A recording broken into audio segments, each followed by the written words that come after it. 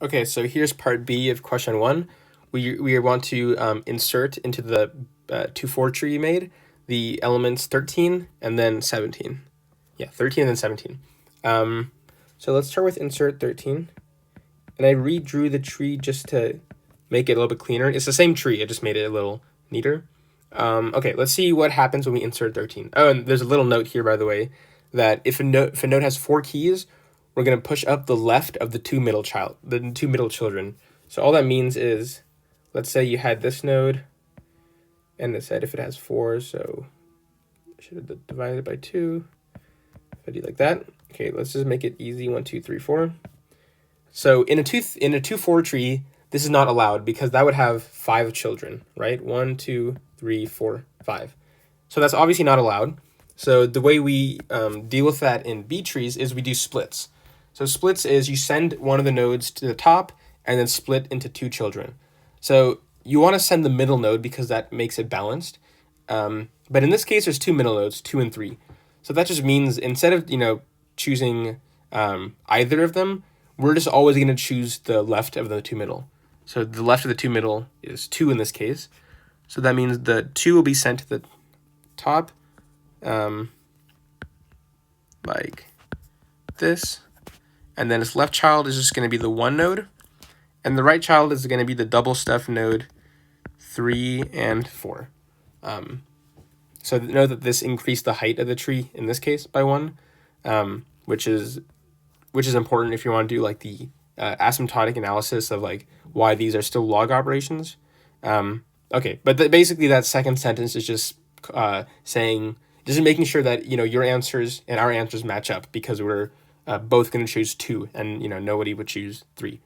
Just choosing 3 would still be valid, but just for the sake of simplicity, so our answers match up. Okay, so let's insert 13. So let's copy this. Okay. Oh, shit. Crap. Okay. So we are inserting 13. So 13 comes in here. And it, first it'll check if it's a duplicate, because remember, we're not going to do any insert duplicates. So it sees 12, and then it sees 25. So there's definitely no way that we need to search any more after here, because, 13's less than 25. So it's definitely going to be on the left of 25, but on the right of 12, because it's bigger than 12. Okay, so that means it takes this link to the child, and it's going to go here, and then it gets to the leaf node. It sees the first one is 14. So it definitely doesn't even check anything here, right? Because those are all going to be larger than 14, and hence also larger than 13. Okay, so it's just going to insert right here the element 13. So let's redraw that node. And don't have much space, so I'll make it kind of small. Or I guess small handwriting. So 13... 14, I forgot the last one, 19. And 19. Okay, so that one was pretty easy. We just had to stuff that node. And there's no reason to do a split here, because remember, it's a 2-4 tree. So you're allowed to have a max of 3 things in there. And so that one has 3 things, so that's totally fine. Okay, so that's what it looks like after you insert 13. Nothing too crazy there. Now what's the next one? I think 17 is the next one. Yeah. Now 17. Okay, so let's copy this tree like this. Oh, why is that still there? There we go. Copy it. Did I cut it? Dang it. Sorry, I'm kind of new to this. Kind of slow. Okay. There we go. Okay. That's fine. Can I not erase? Ah, man. All right, so I guess that 3 is just going to be there. So let's just ignore that. Now we're going to insert 17. Okay, so 17 comes in. And let's see which one of these child links we should take. Okay, so we see 12. And 17 is larger than 12, so we're not going to take the left one. The next one we see is 25. And 25 is larger than 17, so we're definitely not going to go any more to the right. We kind of belong in between the 12 and the 25. So that we're going to, again, take the same child node here. And then just kind of you can do binary search on this like leaf node because there's no children to figure out where 17 should go. And you'll note that once you insert 17, the node becomes overstuffed, meaning it has more than 3 elements in it. Just for inserting, though, I like to just draw that anyways, and then do our kind of conflict resolution like we talked about in over here. So we're just going to draw that anyways, even though it's invalid. Oh man, we can't do that. Oh wait, here. Okay, how am I gonna do this? Okay, I guess this is gonna be really messy. Cross that out. So now it's gonna have 4 things in it. It's gonna be 13, 14, and then the newly inserted 17, and then 19. Okay, and we know that this is overstuffed now. So we are gonna split it into 2 children and send up the middle one. And in this case, since there's 2 middles, like the question says, we'll choose the leftmost one, or the leftward one, so 14. Okay, so we're extending up 14. So the root, let's draw this. So the root node now is 14 gets sent up. So it's 12, and then 14 is sent up, kind of like right here.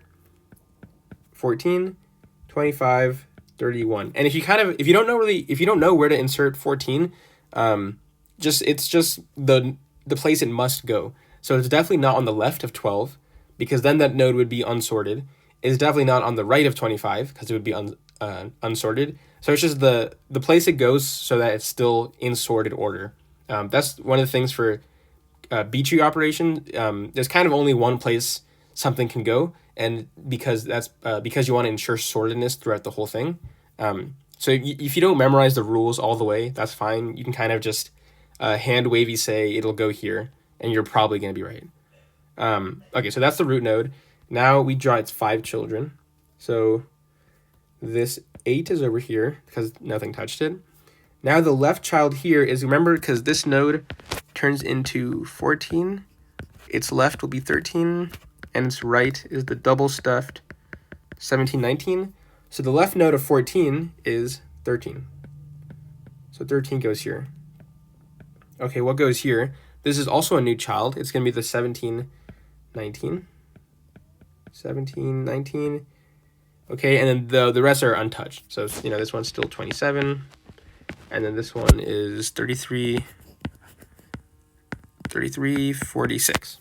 Okay, but again, this is an illegal state of the B tree because this node has 4 things in it. So we just do another split. Okay, so that means, and that shouldn't be, that looks like a 19, but it's really a 14. Dang it. Okay, there we go. So again, there's 4 things, so we're going to send up the middle one. It happens to be 14. So that's not always going to be the case. It doesn't have to be the one that the one that got moved up last time. But in this case, it happens to be. So the new root is 14. The left child is going to be 12. And the right child is going to be the 25, 31. And the children of these things don't change at all. So what that means is if the left child of 12 was 8, so it's still going to be 8. And I didn't draw the arrows here, but I can. The left child of 12 was 8, so it's still going to be 8. The right child of 12 was 13. The left child of this node was what? 17, 19. So that's this right here. 17, 19. The middle child was 27. And the right child was 33, 46.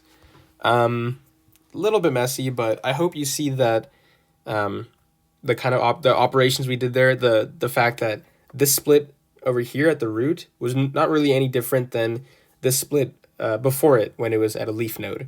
The one, I guess, maybe trickier thing is that when we split the root, we had to kind of take care of the different children. But instead of like memorizing the rules, like you can kind of just like there's only one way or one place a node can go. There, there's not really much conflict when you're doing B tree stuff. When you're doing red black tree, there might be conflict stuff. But because we always do left leaning red black trees, that's the way you resolve it. So you just take the and what I mean by that is what I talked about over here. Like that's a conflict, right? If I want to convert this node to a red black tree, which one becomes the root? In our case, we're just gonna say make the right one the root and kind of hang off the left. So that would be this one. But in B tree stuff, that doesn't really happen. So we can. So let me just mark that this is invalid, but this is good. Because so we had to do a few operations like the send up and split, and now it's valid. And you can double check it's valid because it still satisfies all the binary search tree properties, or at least the search tree property, meaning all the things on the left of 14 are less than it. So that's 8, 12, 13. That's good. All the things on the right are greater than it. So 25, 31, and so on. And then you can apply that recursively. So like same thing with this node. All the things, all the items that follow this child are in between 25 and 31 and so on. Just kind of check your work to make sure you didn't make a silly mistake. Okay, but yeah, that's what this B tree looks like after you, or B tree 2-4 tree looks like after you insert 13, which was the easy one, remember? And then 17, which we had to split twice and send up the child. Also note that this actually increased the height of the tree. So the height's now 2. We say 2 because it's how many hops you need to do to get to a leaf node. But at the beginning, it was just 1, right? Because you just do 1 hop. So this increases the height of the tree. And if you're doing like asymptotic analysis, that is important. But okay, that's it for that question. Yeah, in the next video, we can just do these two at the same time. They're kind of similar. So yeah, that's how you do insertion in this B tree.